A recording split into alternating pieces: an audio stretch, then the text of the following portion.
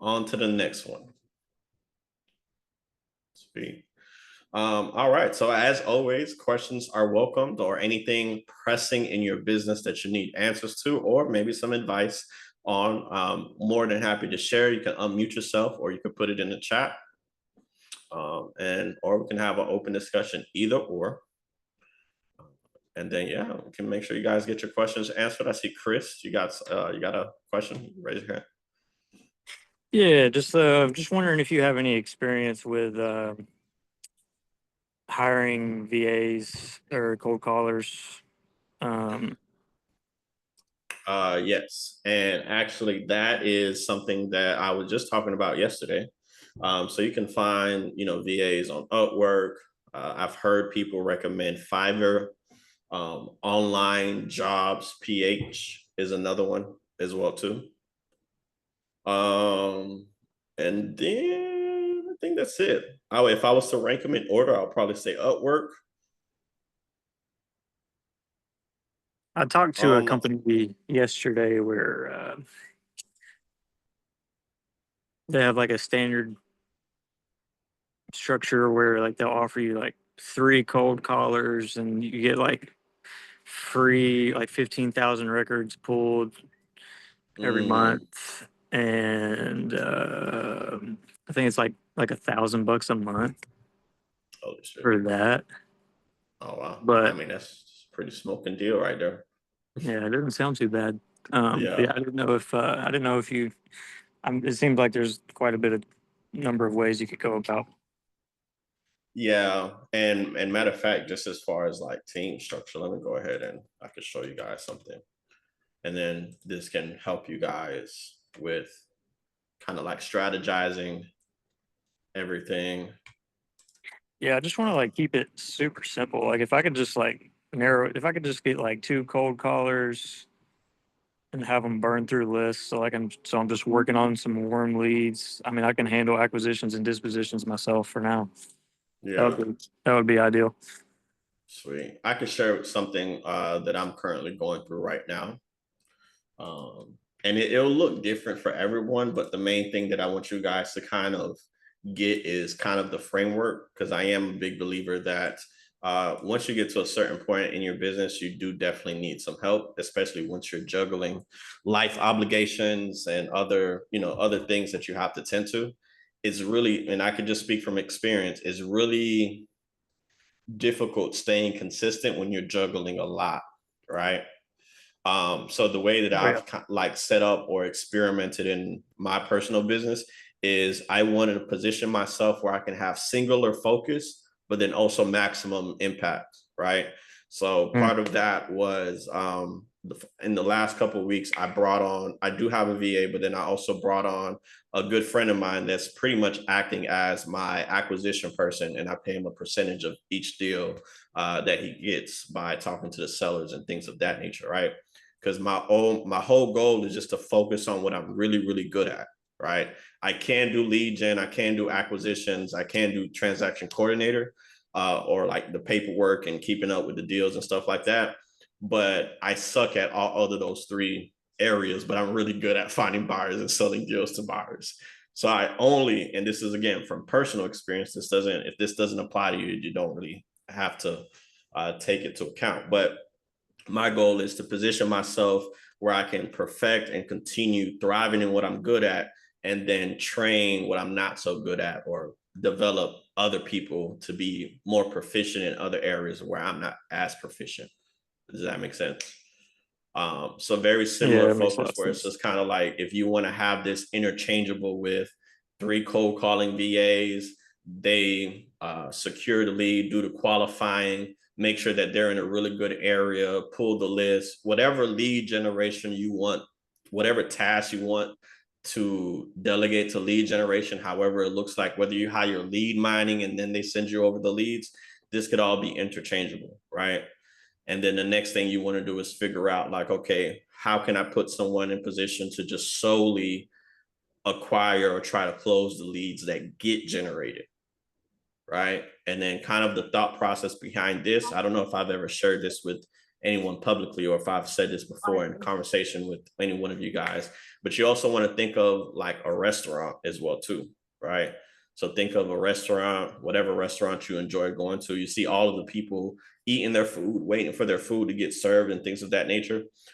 Imagine going to a restaurant where the cook that's making the food is also serving the food. Your experience probably wouldn't be the best at that type of restaurant. You know what I mean? So Yeah. my thought process is really to divide, conquer, and then also have each individual position maximize their focus by only being singular focused on this one thing that keeps the conveyor belt moving, right? Um, so yeah, that's kind of like just a thought process. And then of course, transaction coordinator, it's not something that you have to pay hourly if you don't want to, because there's tons of companies out there that will do per file fee. Some do like 250 to 300, and then they only get paid when the deal closes. And then they'll be in charge of making sure title is informed, the seller is informed, everyone that's involved in the transaction is staying up to date with what's going on all the way up until it gets to the finish line, right?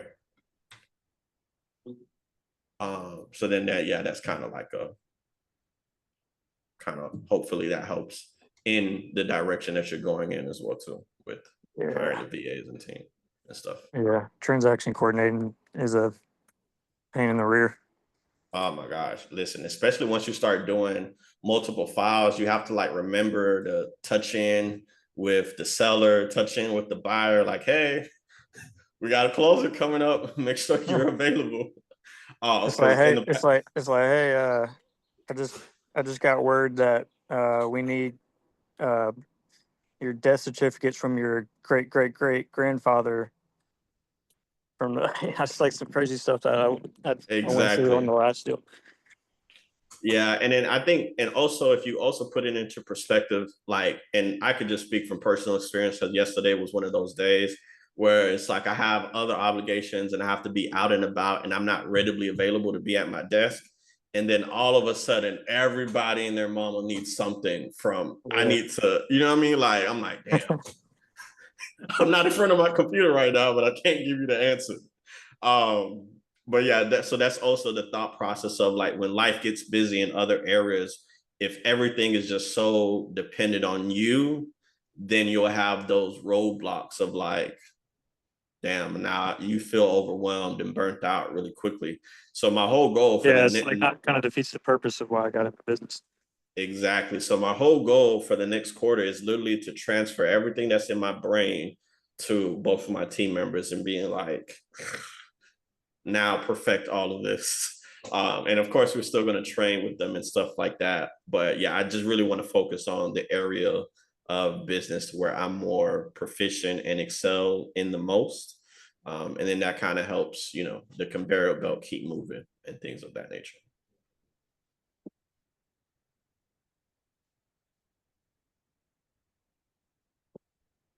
But yes, if you're looking to get in cold callers, that is just definitely good because leads will get generated. You just have to make sure that you have the time set up aside to like have one speed to lead efficiency, right? So as soon as the lead gets generated, you're able to quickly assess, you know, the quality of the lead and then, you know, close them as quick as you can. Yeah, I think yeah. Ideally, I would like to have just like two cold callers burning through some general lists, and then have a have a TC, and then I would myself kind of do more focusing on some more niche stuff like larger land developments, kind of like Mm-hmm. do some farming for some developers and stuff. Absolutely. And Sadia actually brought up a good question about KPIs. I just started experimenting with creating dashboards so we can accurately track the progress of what's going on. And it's a work in progress, but what I can show you guys because I'm not done with it, but I can give you kind of like a general idea of what I'm shooting for. And Yeah, that's if you guys are interested, we can continue. I could try Yeah, to build yeah, this could live. you? I'd like to see it. So this is what it looks like so far. I literally started this 2 weeks ago. But what I'm starting to realize is I have to start making tweaks. So if I go to edit dashboard, numbers offer made, I know for a fact we didn't make all these offers yet. So the way this is calculated, if I go to edit, numbers offer, count opportunities, and then hopefully this will probably require a whole nother breakdown on all of this, but it's calculating the number of opportunities in the stage made, offer made. Does that make sense? So the pipeline that has a stage offer made, and every time that we put leads into that stage, it counts it. And then if we generate a lead this week, or if we generate leads through this time frame, this is calculated by adding the tag lead generated. Does that make sense? So anytime a lead is generated, the team is supposed to tag the lead generated, so that way it can calculate here as well too. And then same with SMS responses and agreement signed. So that's typically the process. Now, what I have to do is make sure that one, they're accurately doing this so it doesn't skew the numbers. And this is what I'm still experimenting on, right? And then you can kind of like play and see what it is that you want to see on the dashboard. And then of course you can put, and then this is these stages as well too. You go to edit, there's the opportunity stage that is listed as marketing to buyers or listed on the MLS. And then boom, it lets us know it counts. It shows us a display count of how many we currently have listed, and then the rough estimate of all of these deals combined for pipeline revenue. Make sense? Now, Francisco, you create this yourself, or are you using some other platform? I mean, did you put this dashboard together? Yeah, I created this myself. And then I'm still playing with it. So this honestly was something like it's a experimental project for me. But all of this right here, yes, it's all native to the CRM. It's not like any external stuff. This one right here at the bottom, if it's allowing me to edit, this one right here is the bottom is external. So I had to pay someone to do this one right here.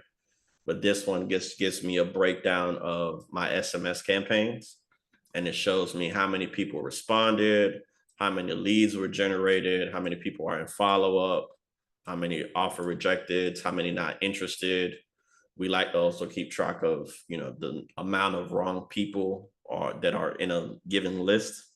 And then of course, the amount of people that say DNC or do not contact. And this can apply for and pretty much anything. And all of this is tracked by tags as well too. So yeah, this is currently a project that I'm very, very excited for, because it allows me to kind of like gamify the process of real estate a little bit.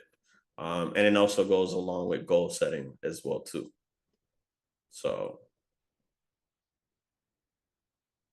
yeah, it is definitely a work in progress, because in order for this to work, the team has to cooperate in being able to properly, which goes hand in hand with why, and I'll show you guys this real quick.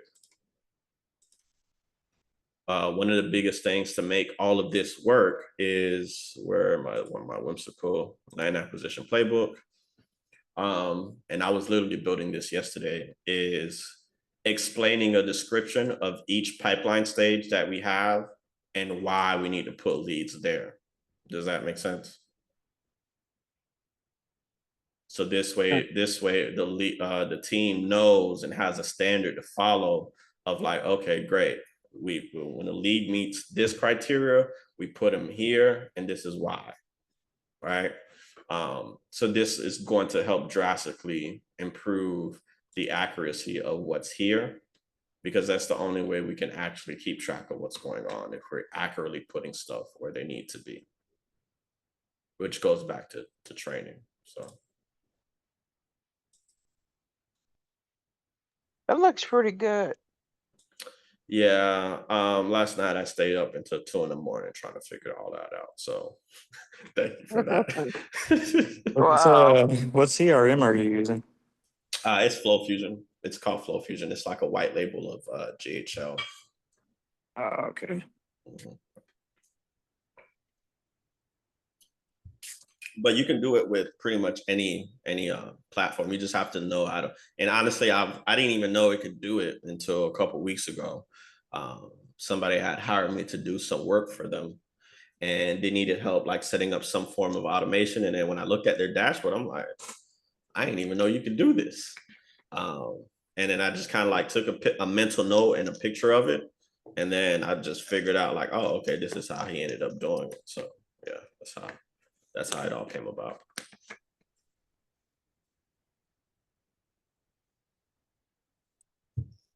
Keith, go ahead. Yeah, so that document you just showed that's had everything that you're supposed to be doing or whatever. Like where is that at? Where would we be able to find that? Well, I used a platform called Whimsical, and I don't know if you guys are familiar with Miro, but it's just almost like it's like a diagram platform. It's free, and I just everything that's in here is just specific to like how we do things and how like what the tools that we use. So then that way the VA knows like, okay, this is how I need to do things based on this instruction. You know what I mean? So it just literally just me typing out my SOPs in written format. My goal is to also add videos in here so that way they can also refer to videos. And then you can combine them and almost create like a playbook for them and stuff like that. Oh, okay, so you just wrote down your instructions on what you want them to do. Okay. Correct. Because one of the things, and it's not like a problem from the standpoint of like, it's not that I get irritated when they like contact me and ask me questions. It's more so like every time they ask me a question that it's my responsibility to train them, that lets me know that I got to write it down. So that way, one, they don't ask it again. And then two, that lets me know where I'm lacking at from a leadership perspective, if that makes sense. You know what I mean? And it's almost like a constant reminder, like, oh, gotta write that down. Boom, gotta write that down. You know what I mean? So then that way they have a good library of references and then also training material in the event that you need to bring someone else in, you already have it set up. Okay. That's awesome. Now, what were you saying at Miro? I mean, did you use? I heard of Miro. So I mean, have you ever used it, or are you just saying that that's a free? Yeah. Okay. I've used Miro in the past before. I'm not the best design person, so Miro and me don't really get along. But Whimsical is really easy to use as well too. And you can have Whimsical. You said yeah. Whimsical. Oh, okay. But it has the same functionality. And then that way you can kind of like you can just map out certain things that you want, so that way you can kind of get a good process of how things are supposed to go and things of that nature.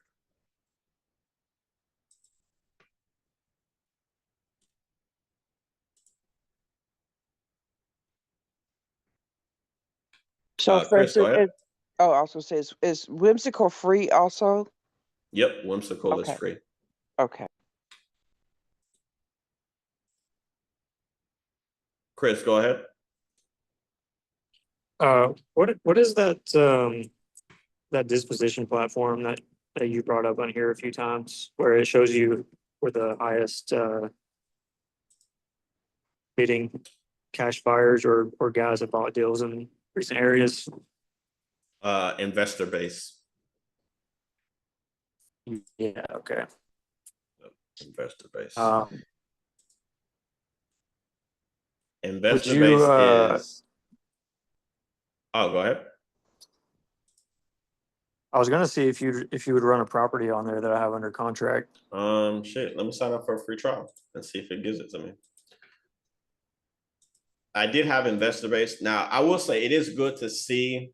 My only knock on investor base, and this is not necessarily a bad thing, But my only knock, which caused me to cancel, is the skip tracing functionality or the feature. The accuracy of it was like hit or miss. You know what I mean? Okay. Now you can see the name and you can see like the actual entity that bought the property and stuff like that. It still gives you good information. You know what I mean? And then you probably have better luck researching them and contacting them directly, as opposed to just going off of whatever number they provide you from the skip tracing that you get from them. Because I've tried it and I was like, a lot of the numbers was just incorrect. You know what I mean? Yeah. So Yeah. that's Well, I literally mean, my only. you don't gotta jump on there and do the free trial thing. I thought you might have already had still might have a subscription or something. Yeah. Yeah, I canceled it a couple months ago because $250. I'm like, shit, bro. Yeah, For that's all of the wrong numbers I got, I was like, yeah, it's so worth it. but it is a good tool, but the main selling point for me just wasn't up to par as I thought, as I wanted it to be. You know what I mean? Yeah. Yeah. Yeah. There's just so many tools out there for just so many different things. It's like I don't even. Yeah, and if you're not careful, your tech stack can creep up. The bill for your tech stack can creep up really quickly if you're not like cautious of shiny object syndrome. You know what I mean? Yeah, yeah. I've been trying to avoid that. It just seems pretty distracting. I've been trying to keep it as organic as possible, bare minimum. Yeah, I agree, sir. Griff, you got a question? Yeah, so I was thinking about switching, well, not really switching, but adding on texting to Okay. my marketing. I already have Nick and them doing my cold calling, but most of the people that be hitting up don't really hit back. But I already had their numbers, so I was thinking to just start like a campaign where I text them and try to like get a system for that, and then get a VA to like continue that out. I don't know if you already do that already, or if you already know of a system that can work for something like that. As far as like, Yes. okay, but Yep. So, and you can do multiple different variations of this, but I could tell you what I personally do. So okay, I have Nick and his team do all of the cold calling, and yeah, then they send it over to our CRM, and then we work the leads from there. And then we handle all of like the texting ourselves. And then our whole goal with texting is just to get a foot in the door so we can get on a call with them. Right. So what you can do, depending on your setup, wait, is is that for the leads you get, or for the ones that don't answer back as leads? with the cold calling. Yeah, you know how you said like whenever Nick gives you the information, it's in your CRM and stuff.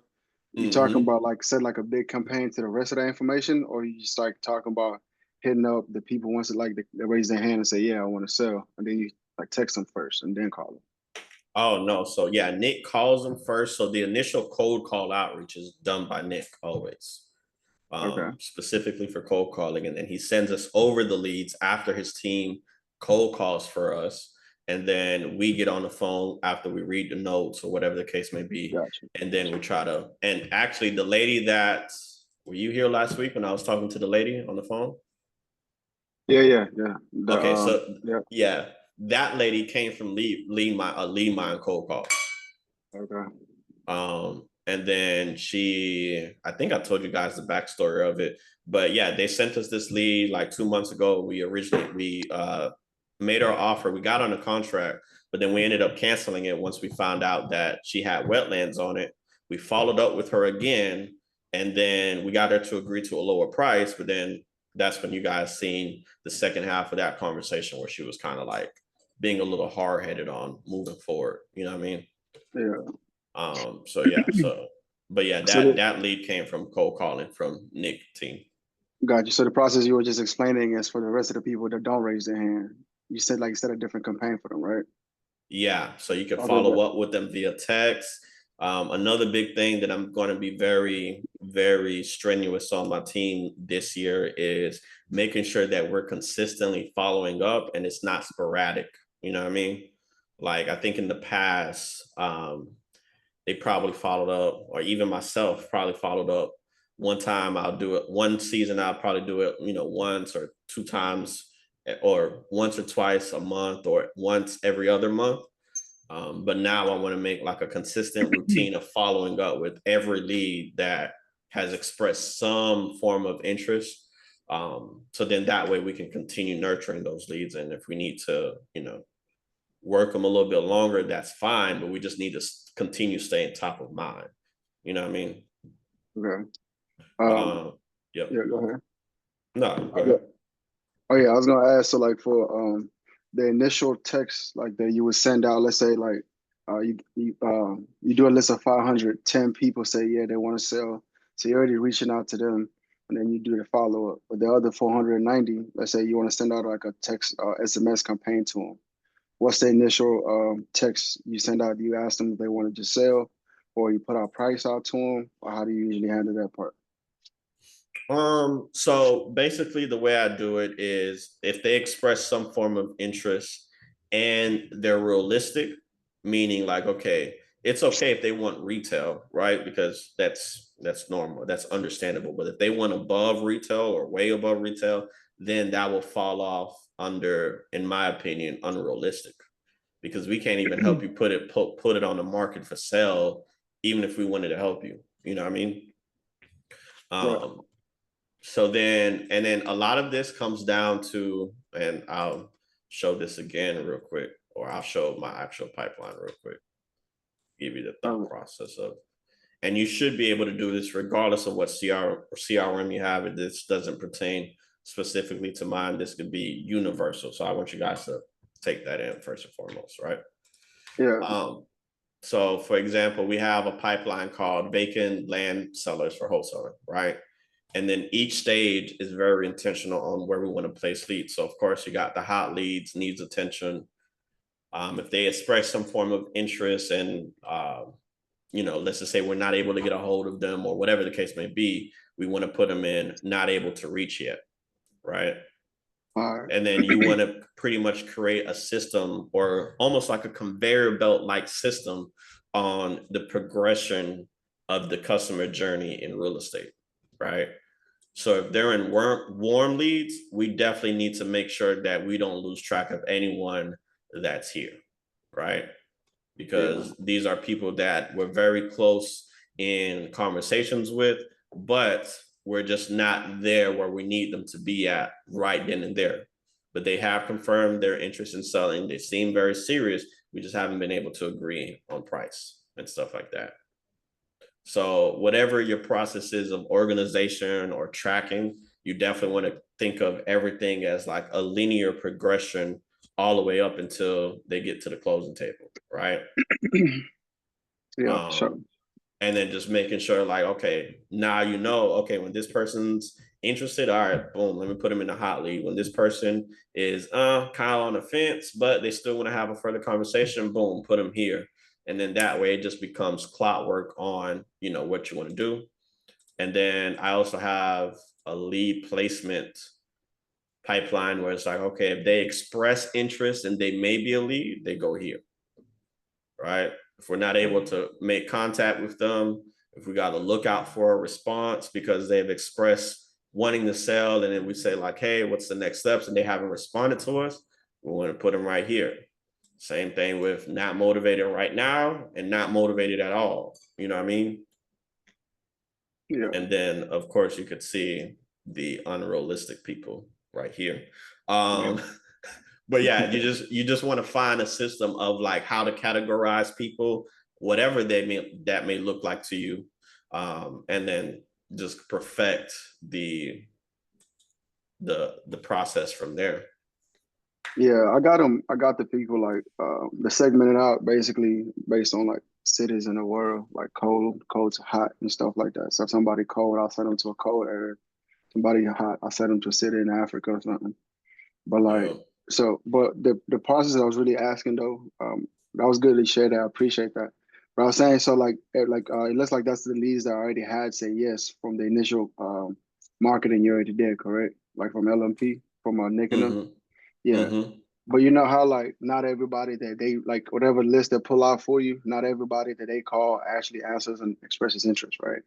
Mm-hmm. Um, Correct. Gotcha. Okay, I yeah. see what you're saying. So I'm Okay. saying the rest of those people, right? Because I got a new CRM, and then like through the CRM I can do mass texting, where I can do my own SMS campaign. So I was thinking about reaching out to them separately, because like let's say they give me back like a out of 600 people, 20 people say they want to sell, but I still got a whole bunch of people that they never got in contact with. So I want to see if I can bring that in house, right? I was saying on the initial like reaching out to them, how would you phrase that? Would you like hit them with a price first, or just like hit them with a vague like, "Hey, do you want to sell your property?" kind of thing? How would that Well, process go as far as just market? I never really marketed for like via text. I've texted people once they've expressed interest, but I never cold texted people. In gotcha. mass, exactly. Yeah. Okay, so how would I say this? So texting is one of those things that is there's so much red tape when it comes to texting that you really have to make sure that one, you do it strategically to protect yourself, and then two, you have to do it strategically so it makes sense for you to continue doing it. And what I mean by that is um, with texting and the amount of regulations that are happening with code SMS, uh, what I've seen work for me is writing my messages as if I've already communicated with this person before. Does that make sense? Gotcha. So you're looking But to reconnect instead of correct. connecting. Like, Okay. yeah. So anything that's short and concise that indicates or communicates, hey, I'm just reaching out to pick back up on a conversation about 123 Main Street. Let me know when's a good time to connect. Gotcha. Hey, we talked, extra, and even if, and you don't necessarily have to think in terms of like you've never reached out to this person. Why am I sounding like I've already talked to him? Because the whole thought process is probably 7, 8 times out of 10, you're not the first person that contacted them about the property. You know what I Right. mean? Depending on the market that you're in. And when I made that switch, I've noticed that my text messages don't get blocked or be marked as spam as much. But when I Sure. was doing the whole outreach of like, hey, I'm so and so, wanted to reach out about your property on 123 Main Street. Are you interested in an offer? I was getting blocked and spam filtered all day long. Mm, gotcha. That's actually So smart, man. yeah, so that's kind of like the pivot that I made, and that's what I would recommend for you if you do go go that go that approach. Gotcha. Appreciate that. That's good advice. No problem. I What's have going another on, question, Keith? but yeah, I'll ask after Keith. Yeah. Oh, okay, perfect. Yeah, so I had been doing cold texting, and I was wondering what would be a good practice for a lot of my responses from people are they're just throwing a number out at me. Like they're like, I want 45,000 or I want 25,000 or whatever. Like, and then, if you call, they're not picking up the phone or whatever. So I'm just wondering what would be the best practice on something like that? Would you just communicate through text as far as throwing another number back at them? Or, I mean, I would rather try to get them on the phone to try to find out, 100%. what their situation is, and Yes. and a lot of times the numbers they're throwing out, like you said, either retail or over retail. Hmm. So it's like, what do you say is the best thing to do with that? So my philosophy is, especially with land, I'm trying to get them on the phone. One, to confirm interest and try to build some more rapport, because there's only so much rapport you can build through text.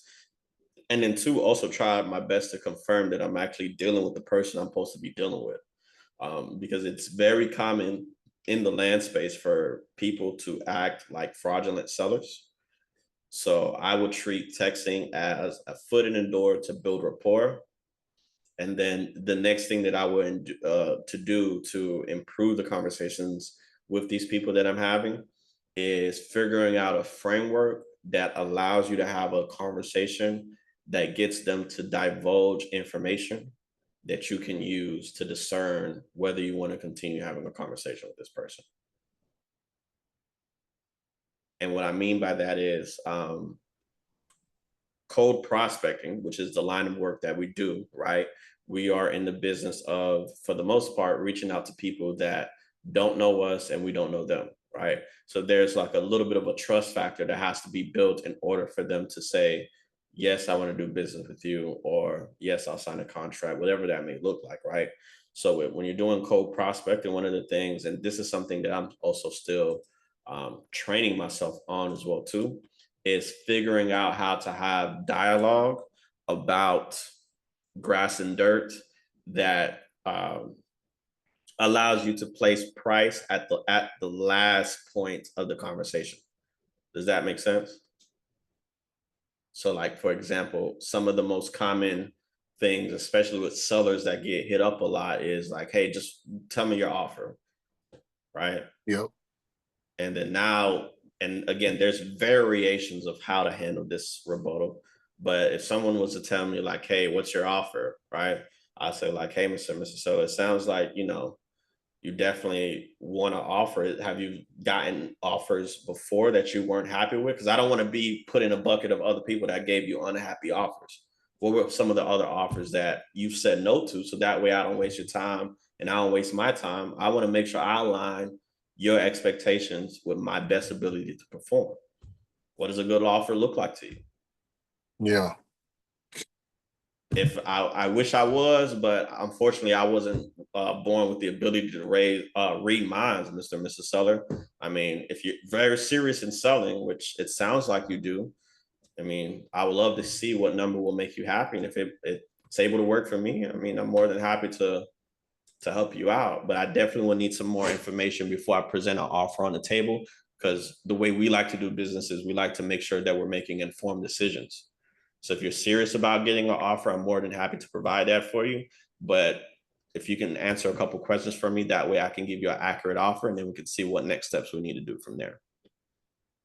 Yeah. So if you get that in the text message, you thinking that you would just either call them or ask them, if you can ask them questions through the text, or try to get Oh them on the no. phone. Yeah, I'm trying to get them on the phone because that's best communicated on the phone. You know You're what I right. mean? I just And oh, go ahead.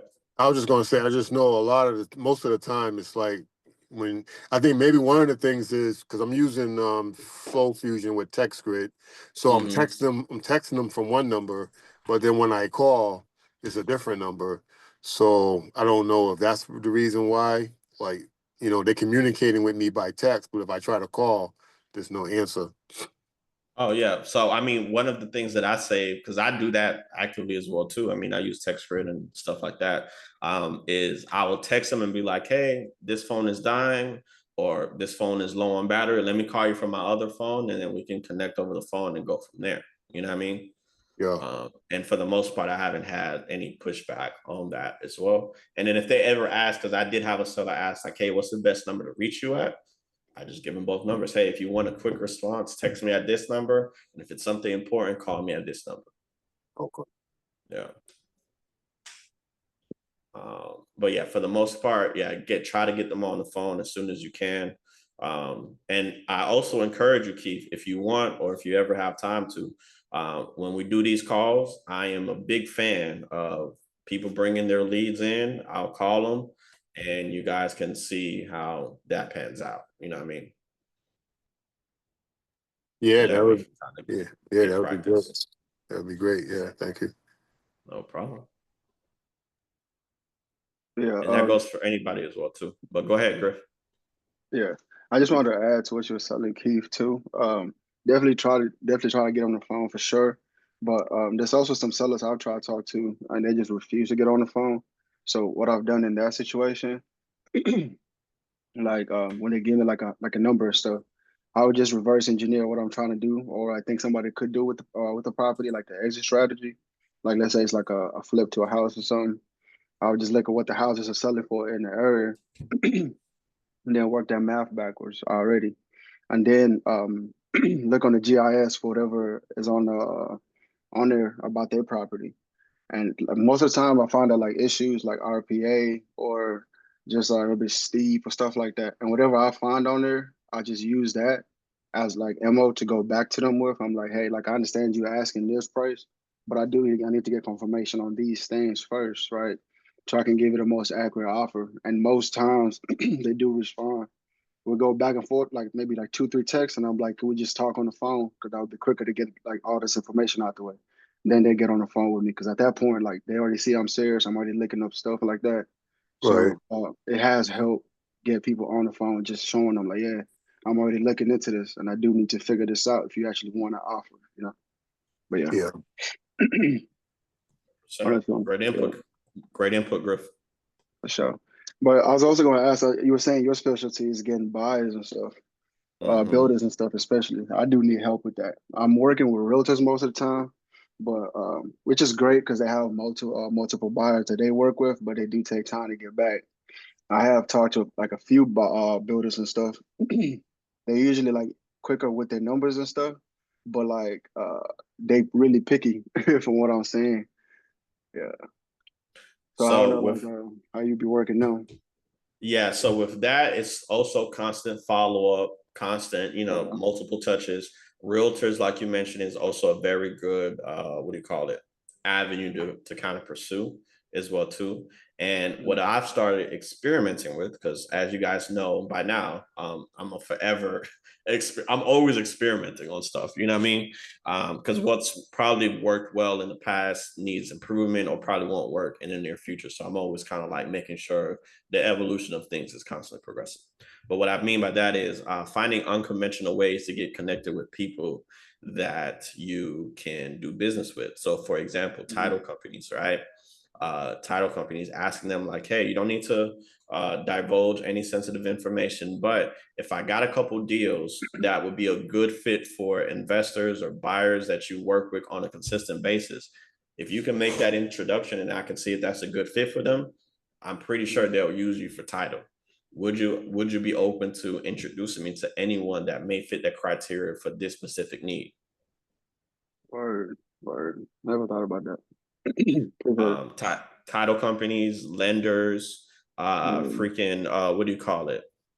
Uh, Vendors, builders have a lot of vendors, right? yeah, So they may have like, construction crew, a paint crew, whatever. Because if you think about it, what's in it for them is more work based on the relationship with the builder that they have.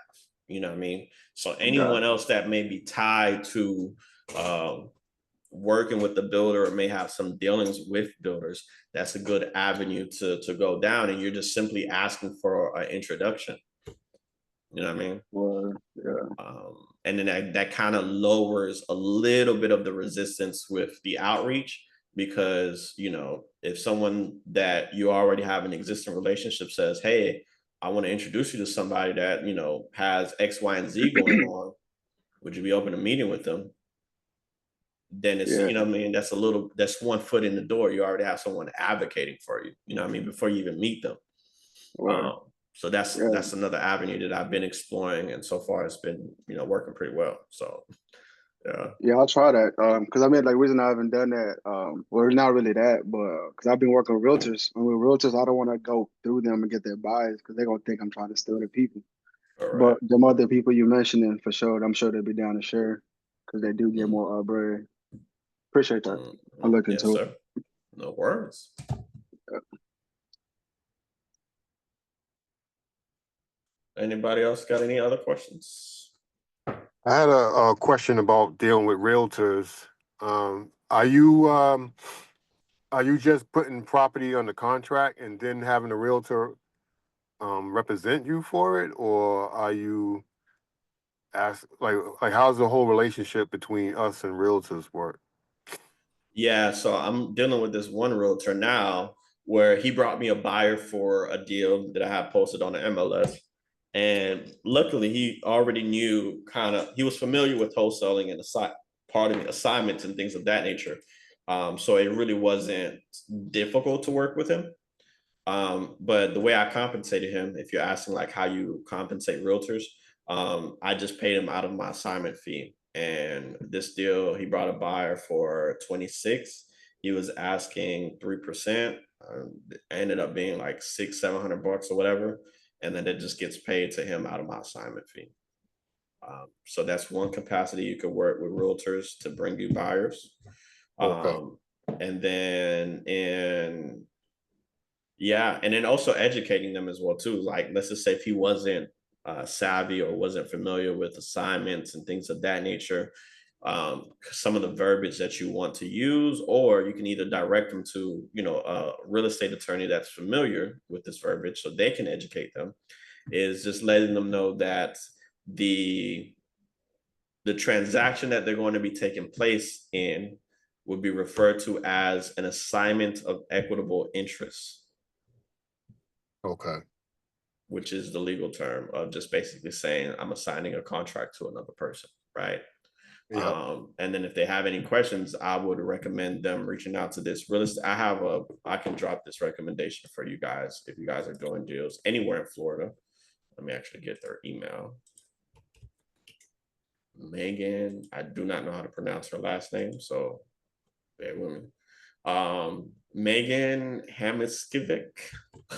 And matter of fact, she would actually be a great person to talk to about working with realtors and just the closing process in general. Because I actually met her through the realtor that brought me the buyer.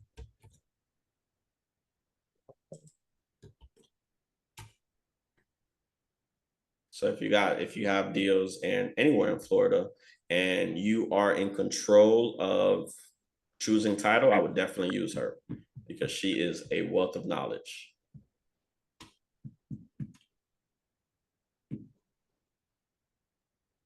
Appreciate it. Wow. Hey, I have a question.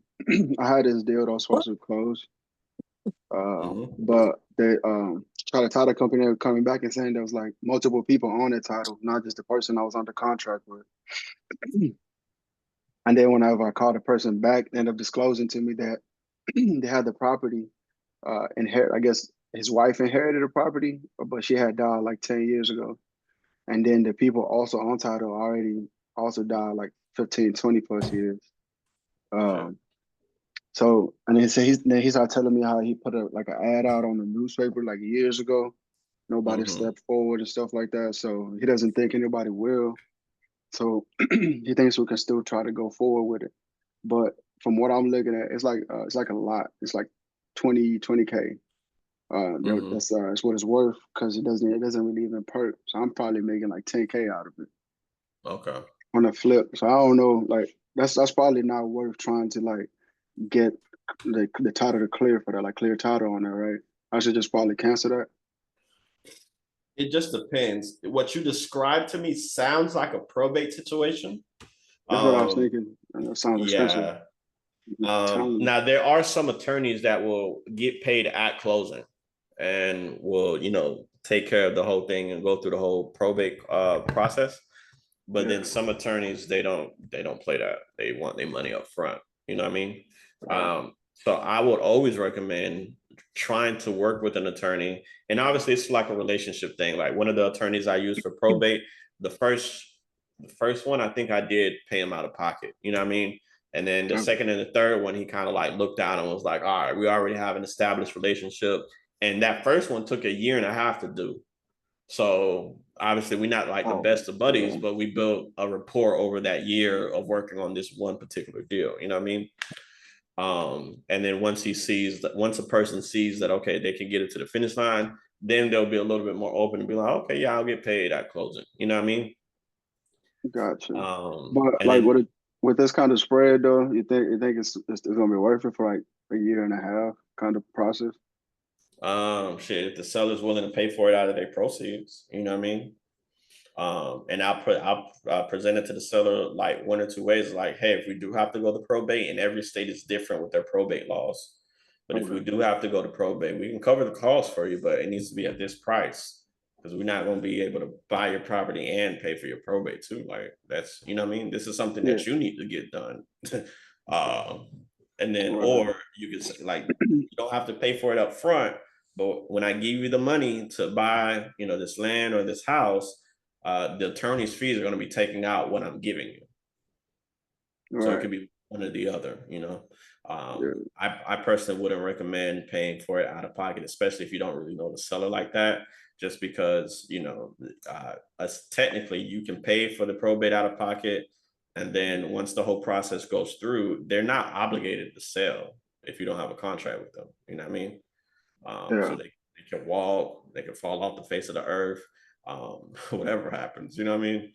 So yeah, I would definitely recommend reaching out to attorneys, see how quickly the probate can get done, and then make your determination whether or not it's worth canceling. Okay, bro. Appreciate that. Mhm. I gotta get tied on my qualification too, because like we're about to close in a week. There's something he could have just told me because if he had done all that already, he already knew. Exactly. Yeah, the word. And it also pays to have a very good title company that you can like trust to, one, not only make sure that you're caught up to speed on what, you know, what's going on, and they make you aware when things need to be resolved. Mhm. Some title companies, they're just kind of like, my name Bennett and I'm not in it. This is what's going on. Y'all got to figure it out. You know what I mean? Yeah, I had to So that, call them like a week ago just to find out because I was like, "Yo, we're supposed to close in 2 weeks. Everything good." Lady looked, and then she ended up sending this stuff like 2 days ago. I mean, Friday. I was like, "Hey, yo," but yeah, that's crazy work right there. That would take me out, which is also why transaction coordinating is very important. Cause yeah. When you said that, I got to look into it. yeah, Yeah, because I'll be managing basically the transaction while I'm still doing acquisitions and I do dispo. So it gets quite a bit, but yeah. it's a lot. You got to divvy up the work, man. You can't have a cook and a server do the same job. Yeah, got to scale first though. So I mean, it's cool. Mhm. It's beginners. It's not gonna be forever. Yeah, Absolutely. And I then appreciate it grows through time too, as well too. Like that delegating, some people, I think what they lose sight of is sometimes delegating comes with a cost. So you got to effectively delegate what you want to do. You know what I mean? Like you have to make sure that you're just not delegating and paying for stuff that's not getting done. You know, so facts. mm, Appreciate you, bro. no problem. Right. All right, guys. So we can go ahead and wrap up for today. As always, I appreciate you guys coming on. And then again, open invitation. If you guys have seller leads that you guys need help talking to or want to do some live sales calls, please bring them on here. Let me know the situation, and I'll be more than happy to try to help you out. So have a good rest of your week, guys, and I will see you next week. See you, Francisco. All right. Francisco, take care. No worries.